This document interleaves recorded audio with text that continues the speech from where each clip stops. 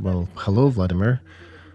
I think your expectations that the week will be boring did not come true because there were a lot of interesting economic news, and some of them were looking rather revolutionary, or at least unusual, like the story about GazProm. So tell us more. How impressed were you with the past week in the economic sense? Hello, everybody. Right, I was waiting for the most boring and empty week because everybody are on holidays and release of new data is usually planned for the week after. But life brings a lot of surprises, and today we'll have a rather lengthy stream with a lot of data in there, and let's start with GazProm because it indeed is a game changer. This is a thing that turns and changes a lot of things in Russia now. GazProm published their financial result for 2003. First time in a quarter century they showed losses, serious losses, near $7 billion on the current exchange rate. What does it tell us? This is not random, that in parallel we're seeing news that China is a leading importer of Russian gas in 2023. China was the country number one that was purchasing Russian natural gas. And we talked many times here and we recalculated some of the data from the customs published materials from China. But we recalculated that whatever Russia sells to China, it cannot provide for profit. So Russia is not specifically disclosing details of how they're selling goods to China, but since they are the main importer, it's very easy to connect point A with point B. And another important moment here is that they're still bidding on expanding their supply, their sales to China. And that means they'll need to spend more money, invest huge amounts into bringing those gas pipes. It'll be a lot more expensive than bringing gas to Europe. This business model is not a profitable one. And hello to everybody who said the sanctions don't work. -1. We have lost the biggest donor to Russian budget. And not only they've stopped supplying natural gas to European market, not that there were sanctions against them there, they left the market at their own volition, but Europeans essentially said, okay, fine, we're not coming back to you, and rerouted their gas supply to different companies. And Russia lost Europe, but China is not bringing profit. And now we have exact mathematic proof of that. What does it mean? It means that GazProm, from a donor, turned into a subsidized industry, just like the coal industry was in USSR. Damn, how could you turn gas into subsidized industry, Volodya? Well, right, that's funny. But the explanation is very simple. If you look at the map, you'll see that Western Siberia, where most of gas is being pumped, is geographically, I'm sorry, but it is still part of Europe. And how do you make GazProm a losing company? You tear it away from Europe and you attach it to Asia, which is, who the heck knows from the transport point of view how far it is. If they started supplying gas to Moon, they would be in a deeper pit. So that tells us that economic gravity still pulls Russia closer to Europe. And that idea to decouple Russia from Europe, and we'll go talk about some other industries as well, this is also related to reorienting them towards Asia.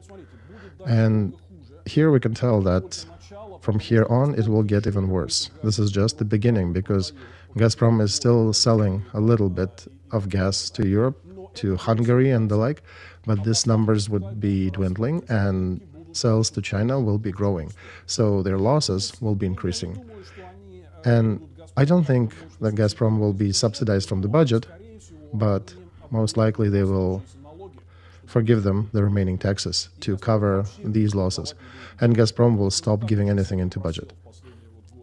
They already went down during the last years on the budgetary payments and taxes and other fees, and they are already excused from additional taxes on transportation, from export tariffs.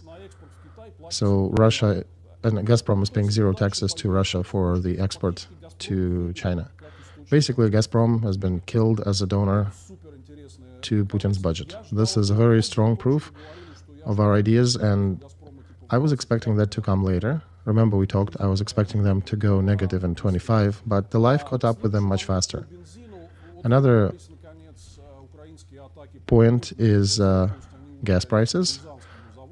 UAV attacks by Ukraine on Russian refineries have returned. They've hit another oil refinery in Ryazan, and according to initial data, the low desalination and atmospheric pressure vacuum piping is been damaged, and basically this is an intake element of the factory. When raw oil comes to refinery, it needs to go through this machine, and that apparently has been damaged. So we'll learn more and we'll get more data because of the holidays we have here in the beginning of May in Russia. We'll only get it on the second week that we'll see some gas prices. And there was also another strike on Nacke. This was oil refinery in Tatarstan. This is also a big modern factory, modern refinery, and in quite a bit of time this is another first strike on the refinery. So it seems like Ukraine is reigniting this initiative, and we'll see how next week displays how the prices changed for gas and other products. There was a lot more data about the condition of real sectors of economy. For example, Kommersant published a big article about Standard & Poor's evaluation of the PMI index, basically entrepreneurial confidence on the market, and it looks like in April everything was wilting. It is still in the positive, but it's in the minimal positive, and there is no growth. And Росстат published another big chunk of data, including March, and I do want to show you some graphs that actually talk for themselves. These are pretty official charts from Russian stat. For example, this is construction, stagnation, no growth dynamics. Agriculture, same thing, straight line, like cardiogram of a person who was recently lost. And here's March data on real sectors of economy. Agriculture and construction were in a small plus, in a serious minus was transport and cargo transportation. This is a precursing indicator. When less cargo is being moved around, means that economic activity is slowing down. What is in plus, as we talked last time, heavy industry, and here again, when we talk about that, it implies that if we take away military-industrial complex that has been growing by dozens of percent, everything else doesn't feel quite well. So this contradicts those cheerful reporting about rapid growth that we hear from Putin, Mishustin, Nabiulina. This is all official data. We are not inventing anything here. This is the picture of a very clear stagnation. Stagnation that without investments, and we'll come back to investments later, will soon go into, you can guess what. So here they're in a situation when they basically managed to dodge the first hit and pumped a lot of money into military production, so the numbers are still somewhat okay, but recent months are definitely showing that this attempt to pull oneself by the hair out of the swamp, it's not quite working. And another indicator showing how poor their budgetary capabilities are, real pensions are in the minus, not for the first month already. Inflation is much higher than prognosis, and indexation of pensions is lagging behind. And they actually do not have budgetary capability to index the pensions. So sorry for the pensioners, retirees. They're not rich in Russia, but they will be seeing minimizing of their financial capabilities because of the rapid growth of prices. And that's the picture. So if you will hear somebody being optimistic, just bring them back to these numbers. They actually show rather frankly how things are. Now, there was no data about inflation because of the holidays again, but an important topic that was picked by many. Ministry of Economic Development, separate from central bank, is giving their own predictions about inflation, and they revised their previous prediction. They said, remember the previous number was 4. They have revised that and said now it's 5.1. Central bank increased that till 4.8, and Minister of Economic Development says it'll be 5.1 by the end of year. And pay attention, we're only in May, and they're talking about the end of year. So if right now they're looking at the situation that pessimistically, that tells you that by the end of year it likely will be much worse. Small interjection here, guys. Do not forget to click like and subscribe. Please, this helps us to push this video to more eyeballs, and this aids us in producing these materials. And since it is economic material, do not forget about our economy too, and it exists because of your support to our channels with super thanks, subscriptions, and other things. So please do not forget to click and do all that to ensure that we can continue function and give you more interesting data. And we are going back to Vladimir Milov. All right, and another important economic aspect that I keep taking you back time after time is sociological polling by Ramir. Wait, so the real inflation, right? That's what they're doing, not this hand-drawn 5%. Exactly, yes, this is the FMCG index, fast-moving consumer goods, basically daily used items, food items, cosmetics, hygiene products, everything you see in supermarket when you come to do your shopping. So they've been conducting their research since 2019, and in that period the index has grown for 215%. And if you minus the first 2 years, that means that in the last 3 years we got a growth of 200% for the basic consumer goods. So yes, it is true that those numbers of 7.5%, 5%, that is across all kind of items, including items that you don't buy more often than once several years. And if you look at FMCG, those are very different numbers, absolutely different. And I also wanted to go a little deeper, look in the military-industrial complex. Remember, we discussed whether they plateaued or not. That discussion went to the international level, and there are different experts chiming in. But I decided to go deeper into regional news in Russia to monitor what's happening there. It's actually rather curious. It shows real work of factories. But what I can say is that almost everywhere, they're working already in 3 shifts. So they don't have any special capabilities to grow their output. Yes, they will be investing in some branches, but looking at how dependent that is on the supplies of Western goods and Western machinery, they are not likely to succeed. By the way, in January, there was a report of Kievan School of Economy that was analyzing the dependency of Russian military sector from Western technologies. About a third of battlefield technology comes from Western companies and continues to come from the countries of expanded West, so to say, not only Europe and United States, but also Taiwan and China and the others. So this is a hot story. Western politicians need to make sure that they do close these supply lines immediately or as soon as they can. And there was also another meeting on the 1st of May with Shoigu, Minister of Defense of Russia, and he said bluntly that for full-scale advancement, they do not have enough products coming from their military-industrial complex. So that's a direct confirmation of everything that we've been discussing here, that their military production is at its peak. They do not have any capability to grow it. They basically barely reproducing what is being shot, destroyed, and damaged on the front, and they cannot output more or allowed to accumulate that. Some easy things that they managed to manufacture are artillery shells, UAV drones, and explosives and missiles. So everything to hit Ukraine from afar, they have this capability. But for ground defensive operations, they cannot provide enough equipment, armor, and vehicles. So that's why I'm listening to these talks about large-scale Russian counteroffensive. I can see that their military industry cannot provide for that.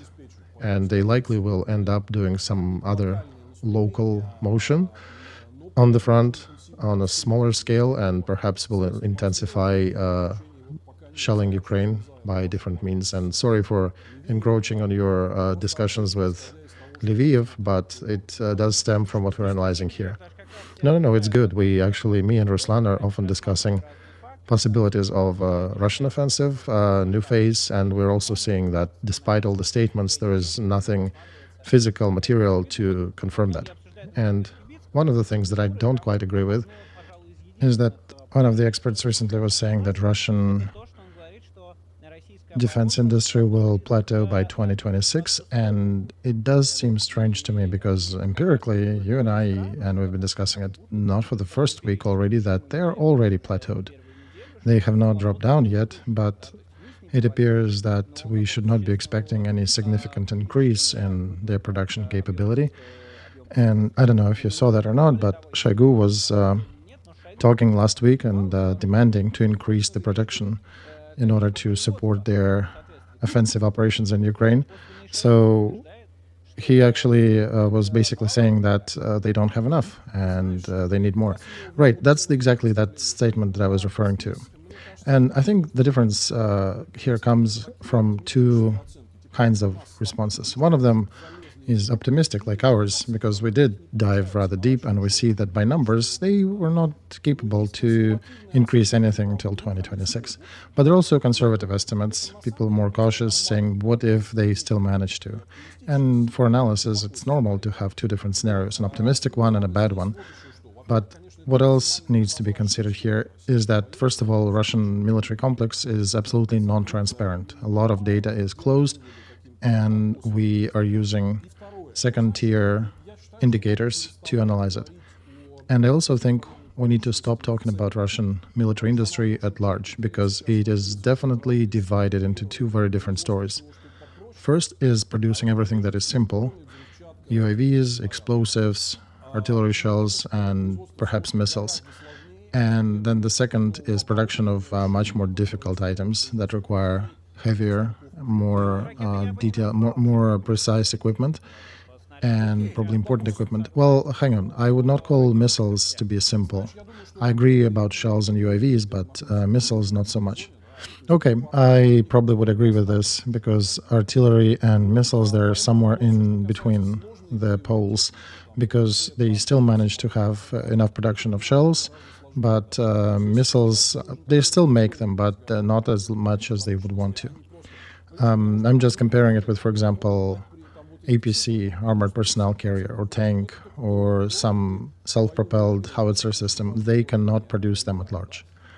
And you cannot win the war with drones only. They do play a significant part, but they cannot allow you to win the war. And that's when I'm talking with my colleagues in the West and Ukraine. We're trying to look for bottlenecks, for easy to block elements that, if not delivered to Russia, will stagnate certain lines of production. So what else can I say here? Hang on, let me interrupt you one more time. I think at large we have a big problem with understanding what's going on, and we probably need to change our attitude to it because some people are asking a question of you and other economists when Putin will run out of money for war. But as far as I understand, with dictatorship we have a different problem. What is money? Money is not some self-existing entity. Money is an equivalent, right? Can we imagine a situation when in Russia they run out of budget, they print, colored paper, and or special receipts for food and consumer goods, and they still force people to produce, to go to the factories, even when they completely do not have money in the budget. And frankly, I'm looking at this picture thinking, yes, they can. North Korea is doing that. Soviet Union was doing that on certain stages of its development. So overall, when we're talking about optimism and pessimism, I think it is not advised to, or would be silly to just sit and wait while Putin will run out of powder, gunpowder, or money.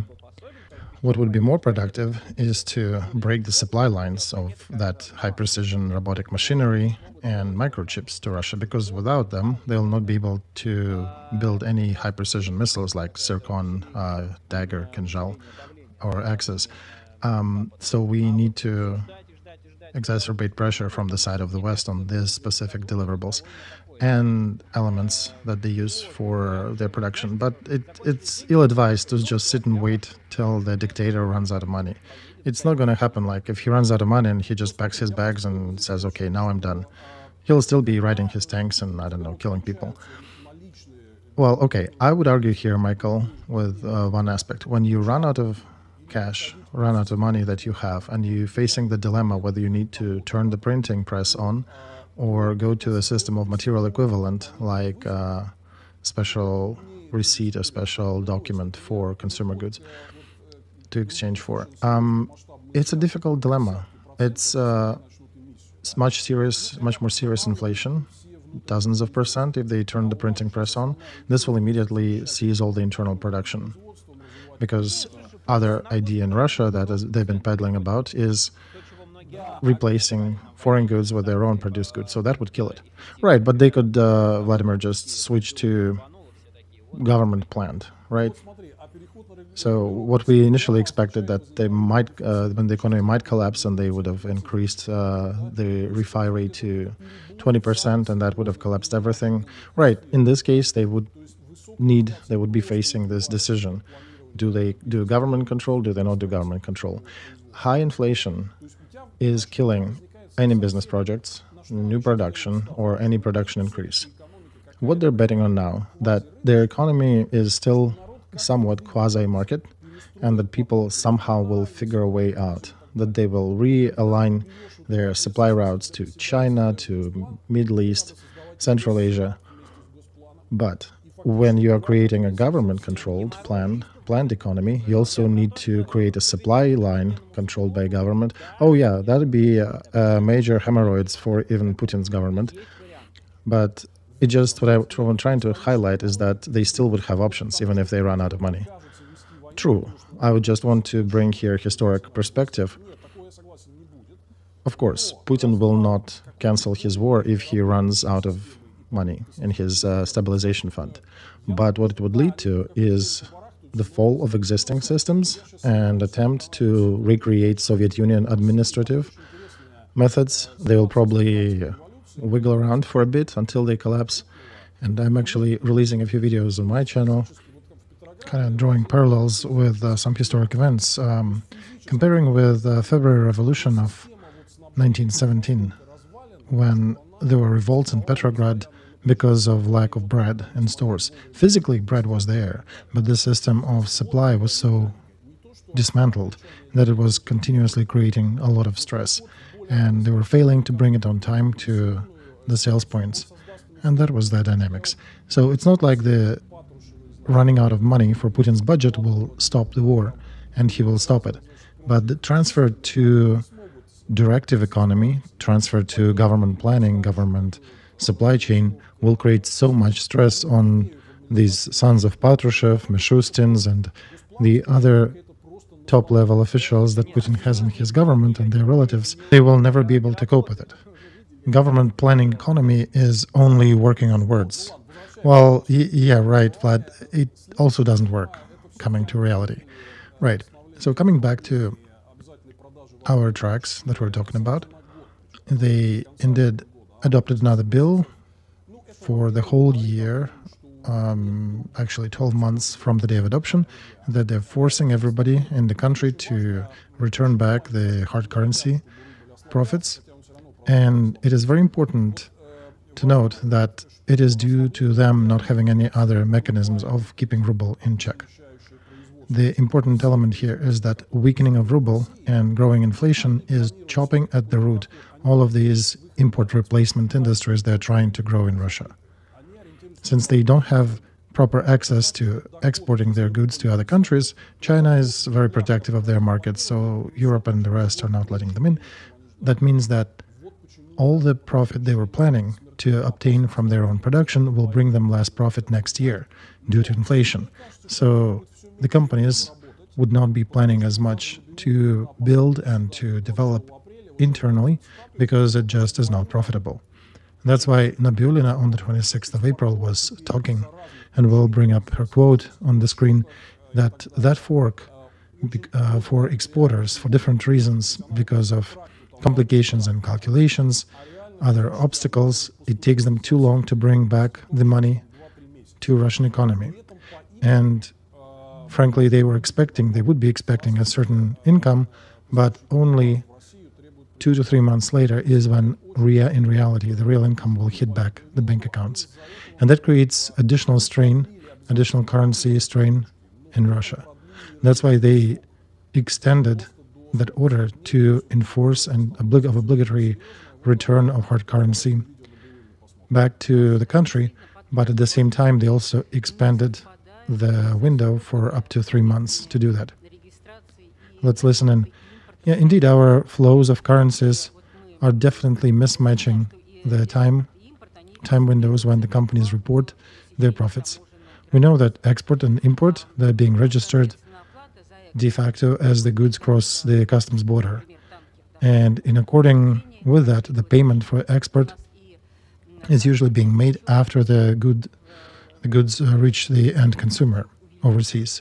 And that's when they usually release the monies for the companies. But right now, that return payment has been increasing. And that's why there is a significant lag between the reflection of export crossing the border, leaving Russia, to the moment when we actually get payment. According to our current estimates, it's now closer to 2 months. As for the imports, it's in reverse. Most of our supplies that come to Russia cross the border. We have to make a prepayment. We have to buy currencies. Companies have to buy currencies, make a prepayment, and then the goods eventually come. And these lags need to be accounted for. That's why it would not be correct to connect monthly numbers of profitability of a certain accounts with the exchange rate for that moment. Right. So, viewers, that's our quote. That strain indeed is being experienced by the ruble exchange rate. Given their current stat on general income, which looks not too bad from sales and operations on import, the actual money hitting the bank accounts is usually delayed at least by 2 to 3 months. And as I said before, not necessarily due to the complications. Very often, I think it is being exacerbated by the retailers themselves when they use the opportunities, pretending that there are some difficulties, that they're not getting paid on time, and they're holding that window even longer. That's why I'm saying that the businesses will find a way to not return money back to Russia for as long as they can, to hold them outside as long as they can.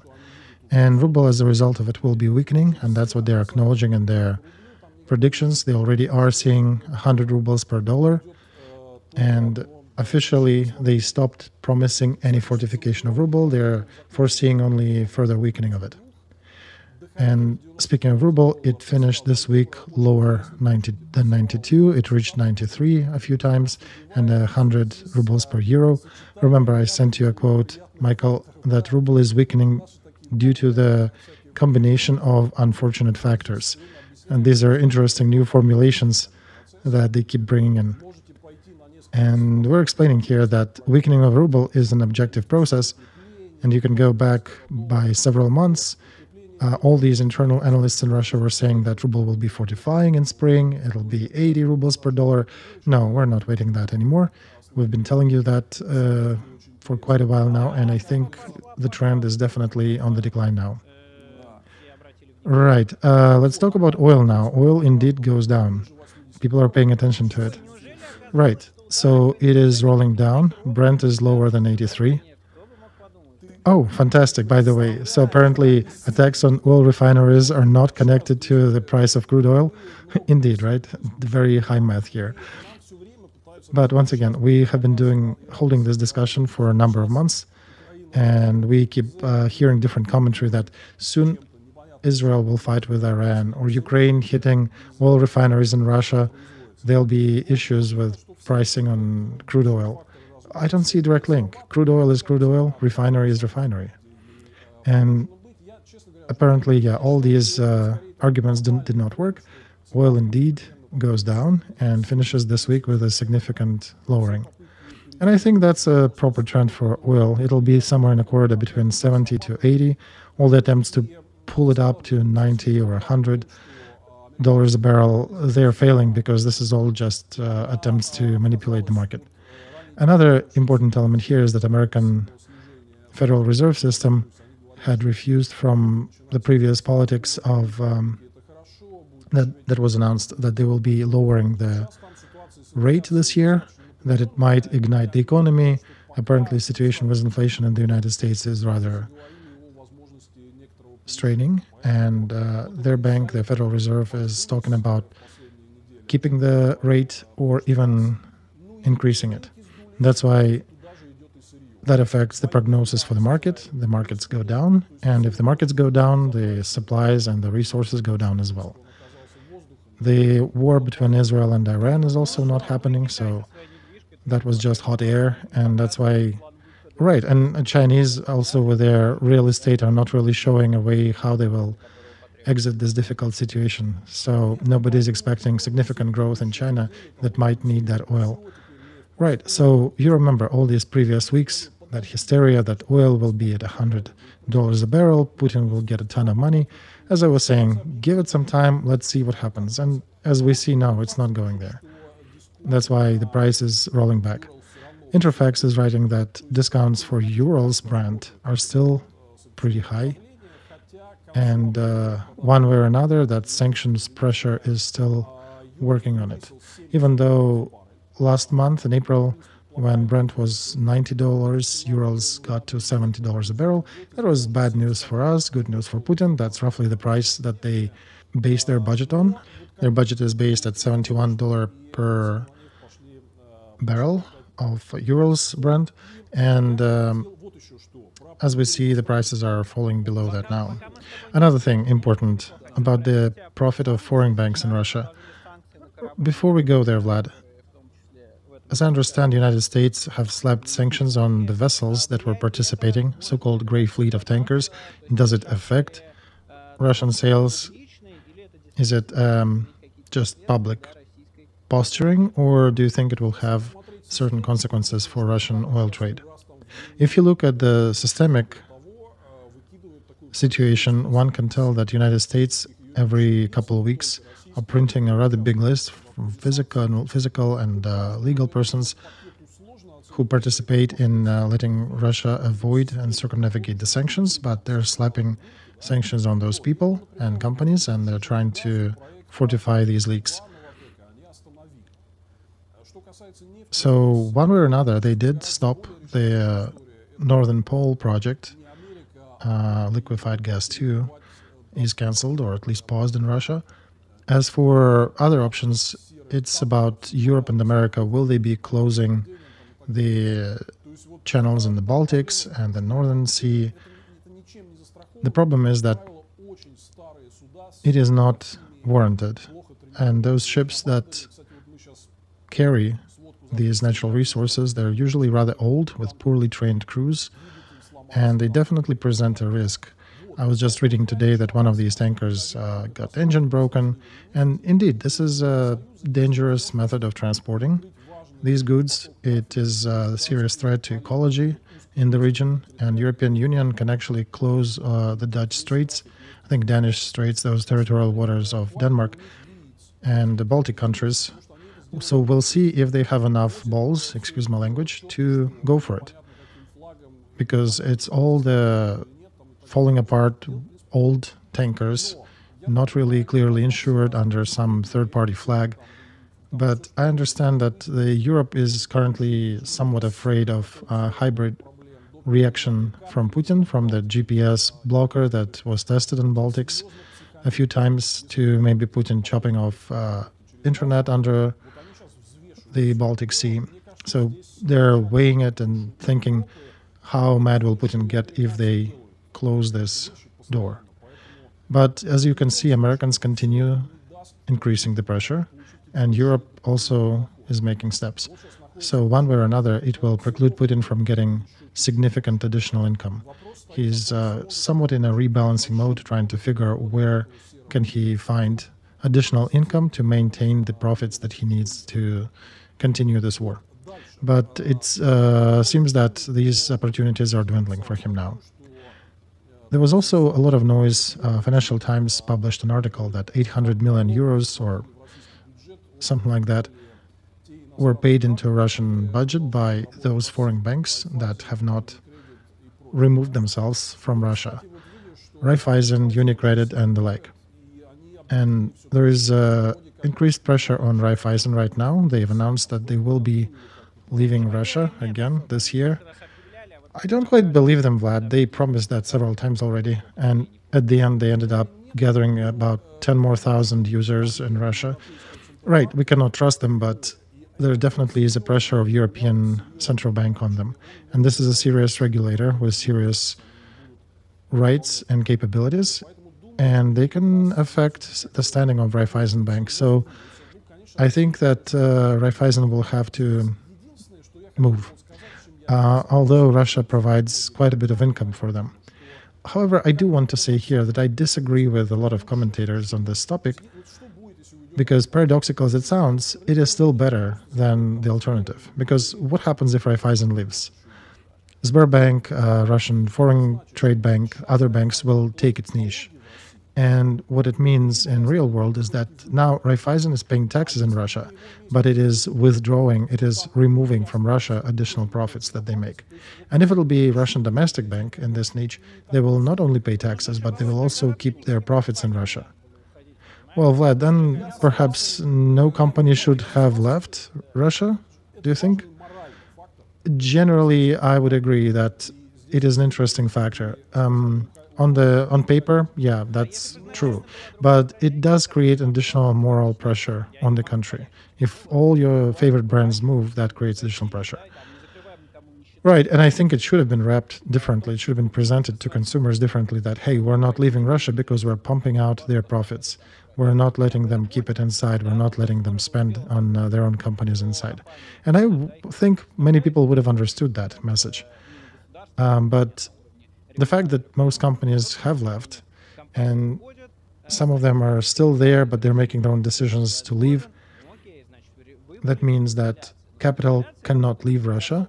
Russia stays on the way of isolation, but it only works if everybody leaves, if everybody supports that isolation. Because if it's only some of those who left, they've lost some money. Those who didn't leave, they actually made some money, and they don't really have expressed effect on Russian economy. So that's a tricky question to discuss here. And I think we should just continue pressing on these banks who are left there to be more uniform. I would agree mostly because it's a definite moral factor that does play a big role and cannot be and should not be discounted. The factor of general isolation from the world, because while these banks continue working, they do create some sort of gray zone for Russian entrepreneurs, pro-Putin businesses to still make money. Right, it's kind of like pacifism with Vlad. If somebody doesn't follow, doesn't agree, then you end up with everybody without the guns and one person still with the gun. That's a bad proposition. Right. My point here was that while they're in Russia, they're paying taxes into the Russian budget. They have obvious profits there because of a good fork that they have big commissions and generally available market to them. But if they leave, one of the internal Russian banks will keep both profits internally in Russia and also will be paying taxes to Putin's government as well. So we shouldn't be too picky about that, I think. It's more of a moral standing than actual economic standing in this case. And the income of banks, it is not really dependent on other branches at the moment, which bank is there doing it. If it is not Raiffeisen, it'll be one of the Russian banks, and it'll be probably more beneficial for the Russian budget and Russian economy. But I think it's still the right thing to do to leave them at their own without international mechanisms. One more point I wanted to bring up is the economy and how much Putin still has left. How long will he be able to fight using these funds?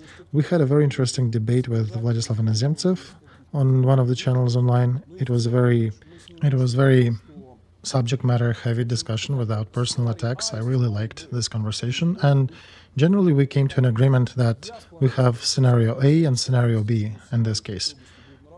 Either of them is possible. I am a proponent of more optimistic one, that the hurdles for Russia will be growing. And he is thinking that they'll continue to function for quite a while. They have enough money there.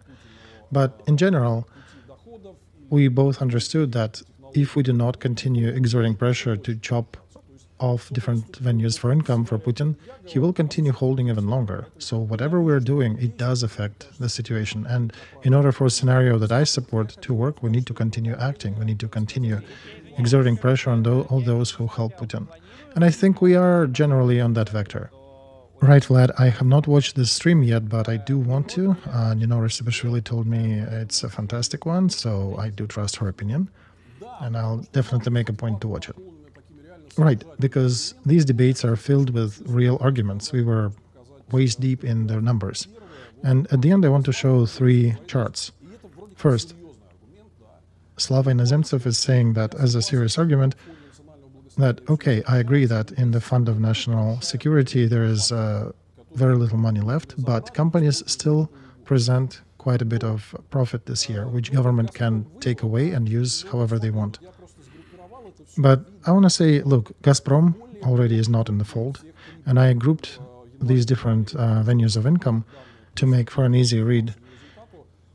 And here are those slightly over a dozen industries. That's, of course, oil industry, chemical stuff, retail, which you also see here that, by the way, is also related to oil trade and oil products trade. That affects the wholesale market.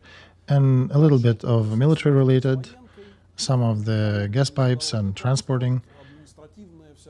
And this is 3/4 of their income. The rest of the economy is working at almost a zero or already in the negative. And what I compared here, I compared different industries, overall profitability over January, February.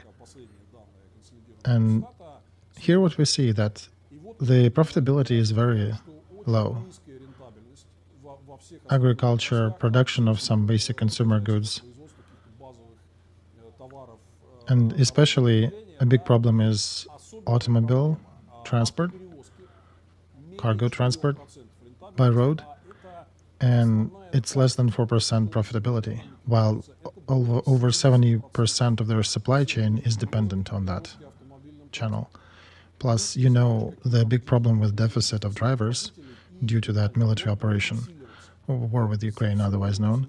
So that situation is already falling apart. Logistics essentially is profitless right now, and it will only get worse from here.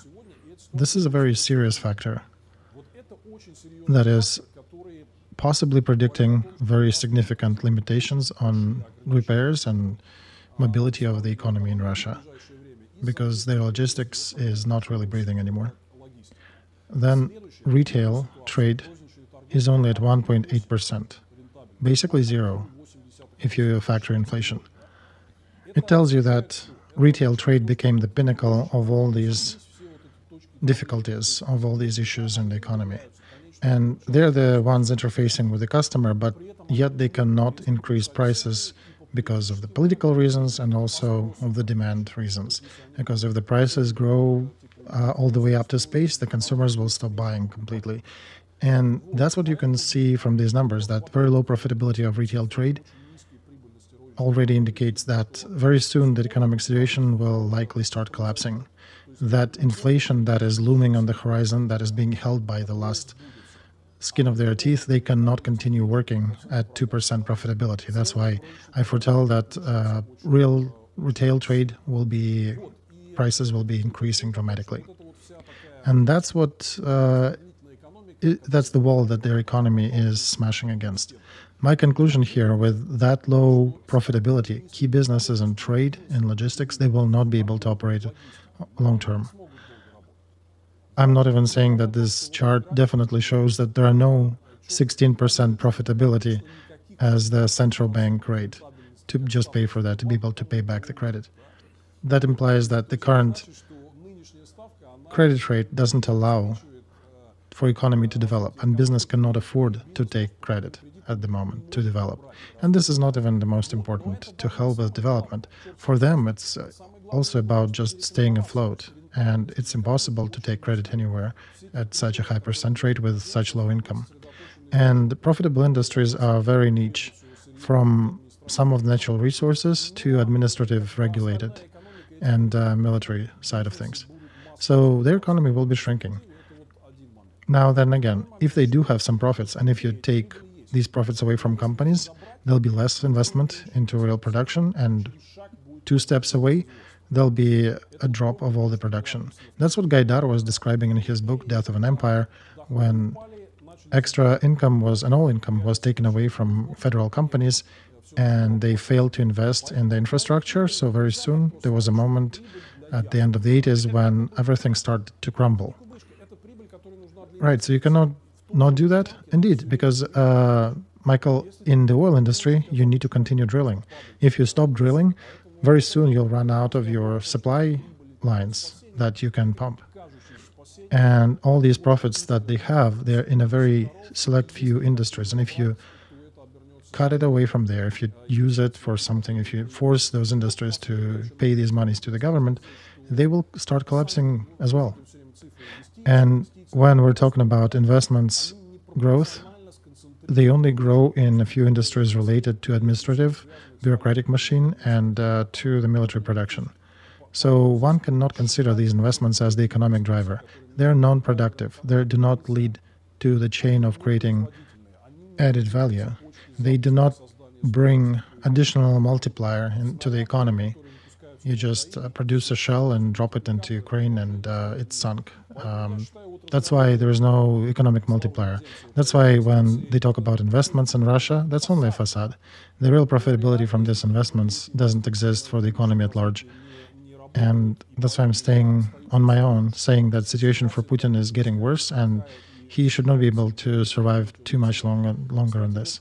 By the way, those who can read in English, I published a rather big report for Wilfred Martin's Center in Brussels. Russian economy still standing but stuck. It is a very thick report with a lot of tables and charts that you're welcome to peruse and see in a written form. All these things I'm trying to summarize here. Another important thing to mention is real estate. For example, their mortgage credits fell down by 40% in March. So essentially, mortgage market is shutting down in Russia. Fresh article at RBC Real Estate is saying that the secondary real estate market is already experiencing a significant price decline. Oh yeah, I've seen that too, even at Putin's resources, pro-Putin's resources, already mentioning that secondary real estate is dropping. Some cities experience a severe issue with that. And yeah, these are the signs of approaching collapse for that sector. Okay, yeah, I would want to say, Michael, that we should not be expecting collapse too soon. It's still somewhat slow, but we are at the trend already. And note to viewers, when you're listening to our estimates here, to our prognostications, please consider that there'll likely be some time before they occur. It's economy. The processes are rather slow, but they definitely are on the declining trend. Now, next week, we should probably have more data because the country will be waking up from the early May holidays there. Right, we had a somewhat boring week here this time. I want to ask you about sugar at the end. Russia forbade exporting sugar until the 31st of August. Why? Is it a regular measure, or is it something unusual that we need to notice? Is it related to any problems? Any prohibition of export is a fear of deficit and growth in prices, right? Same thing as we have seen recently with gasoline. So, same issues. Sugar was one of the champions on our market here, and it is related to how much they're going to sow this year, how much of the sugar beets they're going to harvest, and yeah, they're trying to regulate their prices. But as we see in the other industries, prohibition of exports actually affects the desire to invest and to support this industry. We saw that with grains, because when Russia was prohibiting export, agriculture sector is looking at that thinking, why the heck should we sow? Because everything will be on the local market, it'll be overstocked, we will face probably cheaper prices. Why even exert the effort? It's not worth the penny. And that's the problem that Putin government has, that they can try to stabilize market in the short term with prohibitions, but they can in the long term never win, because those producers who are looking at these prohibitions, they're thinking now and saying, well, why should I even bother to go work if that limits my income, with these prohibitions? So one should expect problems with sugar in Russia. Yes, roughly speaking, exactly so. All right, their life will not be sweet. See you, Vlad, next week. Have a good day. Thank you.